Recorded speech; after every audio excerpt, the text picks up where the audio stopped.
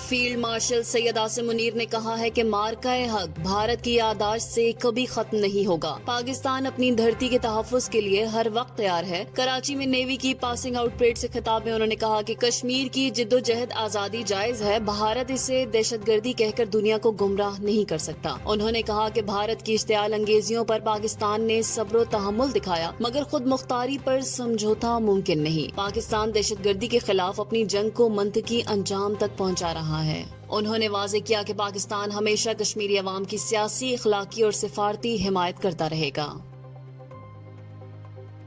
Chairman Pakistan peoples party Bilawal Bhutto Zardari نے سندھ طاس معاہدے پر عالمی ثالثی عدالت کے فیصلے کا خیر مقدم کیا ہے اور ثالثی عدالت کے فیصلے نے واضح کر دیا ہے کہ بھارت کو معاہدے پر یک طرفہ فیصلہ کرنے کا کوئی حق نہیں۔ انہوں نے کہا کہ یہ فیصلہ عالمی قانون کی فتح اور پاکستان کے موقف کی توثیق ہے، جس سے ثابت ہوتا ہے کہ سندھ طاس معاہدے کو بھارت یک طرفہ طور پر معطل نہیں کر سکتا۔ یاد رہے کہ عالمی ثالثی عدالت نے پاکستانی اعتراضات کو درست تسلیم کرتے ہوئے بھارت کے یک طرفہ اقدامات کو غیر یقینی قرار دیا ہے اور واضح کیا ہے کہ معاہدے کے نفاذ میں کسی ایک فریق کو مکمل اختیار حاصل نہیں۔ اسپیکر پنجاب اسمبلی ملک محمد احمد خان نے 16 جون کو اجلاس کے دوران ایوان میں بدنظمی اور توڑ پھوڑ پر سخت نوٹس لیتے ہوئے 10 ارکان اسمبلی پر مجموعی طور پر 20 لاکھ روپے سے زائد جرمانہ عائد کر دیا ہے۔ جاری کردہ نوٹیفکیشن کے مطابق اراکین نے ڈیسکوں پر چڑھ کر مائک توڑے اور اسمبلی کے املاک کو نقصان پہنچایا، جس کے ویڈیو شواہد موجود ہیں۔ ہر رکن پر 2,03,550 روپے جرمانہ عائد کیا گیا ہے اور 7 روز میں ادائیگی نہ کرنے کی صورت میں قانونی کارروائی عمل میں لائی جائے گی۔ اسپیکر کا کہنا تھا کہ ایوان کے تقدس اور قانون کی بالادستی پر کوئی سمجھوتا نہیں ہوگا۔ آئندہ ہنگامہ آرائی برداشت نہیں کی جائے گی۔ غزہ میں اسرائیلی جارحیت کا سلسلہ بدستور جاری ہے، جہاں آج صبح سے لے کر اب تک اسرائیلی حملوں میں کم از کم 50 فلسطینی شہید ہو چکے ہیں، جن میں متعدد بچے بھی شامل ہیں۔ عرب میڈیا کے مطابق غزہ سٹی کے مشرقی علاقے تفاح میں ایک ہی حملے میں 4 بچوں سمیت 11 افراد جاں بحق ہوئے، جبکہ غزہ کے دیگر علاقوں میں بھی بمباری سے ہلاکتیں ہوئیں۔ رفح میں امدادی مرکز کے قریب فائرنگ سے 6 افراد شہید ہوئے، جبکہ القراء پر گولہ باری سے مزید 4 جانیں ضائع ہوئیں۔ فلسطینی حکام کے مطابق گزشتہ 24 گھنٹوں میں 81 افراد شہید اور 422 زخمی ہو چکے ہیں۔ مارچ میں جنگ بندی کے خاتمے کے بعد سے اب تک اسرائیلی حملوں میں 6,000 سے زائد فلسطینی شہید اور 21,000 سے زائد زخمی ہو چکے ہیں۔ مجموعی طور پر 7 اکتوبر 2023 سے اب تک شہادتوں کی تعداد 56,000 سے تجاوز کر چکی ہے۔ وزیر اعظم شہباز شریف نے سندھ طاس معاہدے سے متعلق مستقل ثالثی عدالت کے ضمنی ایوارڈ کا خیر مقدم کرتے ہوئے کہا کہ اس فیصلے سے پاکستان کے موقف کو تقویت ملی ہے کہ بھارت یک طرفہ طور پر معاہدہ معطل نہیں کر سکتا۔ انہوں نے کہا کہ پانی ہماری لائف لائن ہے اور پاکستان آبی وسائل پر مسلسل کام کر رہا ہے۔ وزیر اعظم آفس سے جاری بیان میں شہباز شریف نے وزیر قانون اعظم نذیر تارڑ اور اٹارنی جنرل منصور اوان کی کاوشوں کی تعریف کی اور کہا کہ عدالتی فیصلہ پاکستان کے آبی حقوق کے تحفظ کی جانب ایک اہم قدم ہے۔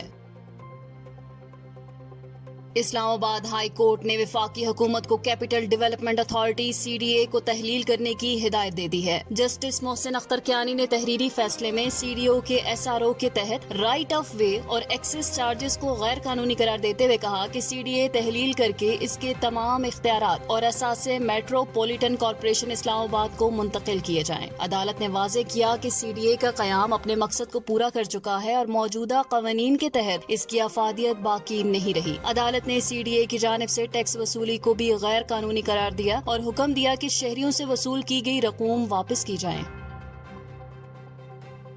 سانحہ سوات کے بعد خیبر پختونخوا حکومت نے فوری اقدامات کرتے ہوئے دریائے سوات کے کنارے تمام تجارتی سرگرمیاں بند کر دی ہیں اور مبینہ غفلت پر 4 سرکاری افسران کو معطل کر دیا ہے۔ گزشتہ روز مینگورہ بائی پاس کے قریب اچانک آنے والے سیلابی ریلے میں 17 سیاح دریا میں بہہ گئے تھے۔ ابتدائی رپورٹ کے مطابق 75 افراد پانی میں پھنس گئے تھے، جن میں سے بیشتر کو ریسکیو کر لیا گیا۔ وزیر اعلیٰ علی امین گنڈاپور نے واقعے کی تحقیقات کے لیے 3 رکنی کمیٹی قائم کر دی ہے جو 7 دن میں اپنی رپورٹ پیش کرے گی۔ محکمہ سیاحت نے صوبے بھر میں دریا کنارے ہوٹلز بند کرنے اور بغیر NOC نئی تعمیرات پر پابندی لگا دی ہے۔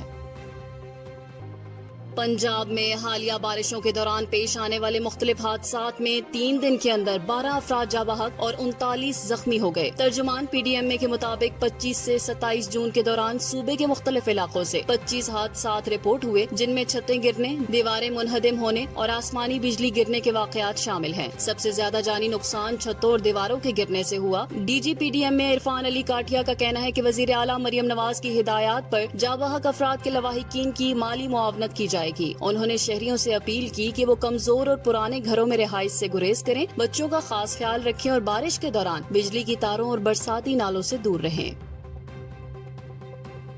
امریکی صدر ڈونلڈ ٹرمپ نے دعویٰ کیا ہے کہ انہوں نے ایرانی سپریم لیڈر آیت اللہ خامنائی کی جان بچائی، مگر اس کے بدلے میں شکریہ تک نہیں ملا۔ ٹرمپ نے کہا کہ وہ جانتے تھے خامنائی کہاں چھپے ہوئے تھے، لیکن اسرائیل یا امریکی فوج کو حملے کی اجازت نہیں دی گئی۔ انہوں نے خامنائی کے جنگ جیتنے کے دعوے کو جھوٹ قرار دیتے ہوئے کہا کہ ایران کو عالمی نظام میں واپس آنا ہوگا، ورنہ حالات خراب ہوں گے۔ ٹرمپ کا کہنا تھا کہ ایرانی ایٹمی تنصیبات پر بمباری ہو چکی ہے اور وہ چاہتے ہیں کہ بین الاقوامی ادارے ان کا معائنہ کریں۔ عالمی اور مقامی مارکیٹ میں سونے کی قیمت میں نمایاں کمی ریکارڈ کی گئی۔ بین الاقوامی بلین مارکیٹ میں فی اونس سونا $16 سستا ہو کر $3,276 کی سطح پر آ گیا، جس کے اثرات مقامی صرافہ بازار پر بھی پڑے۔ پاکستان میں 24 کیرات فی تولہ سونا $1,600 سستا ہو کر $3,49,400 کا ہو گیا، جبکہ فی 10 گرام سونے کی قیمت میں $1,371 کی کمی کے بعد یہ $2,99,554 پر آ گئی ہے۔ اس کے برعکس چاندی کی قیمتوں میں کوئی تبدیلی نہیں آئی۔ فی تولہ چاندی بدستور $3,782 اور فی 10 گرام چاندی $3,242 پر برقرار ہے۔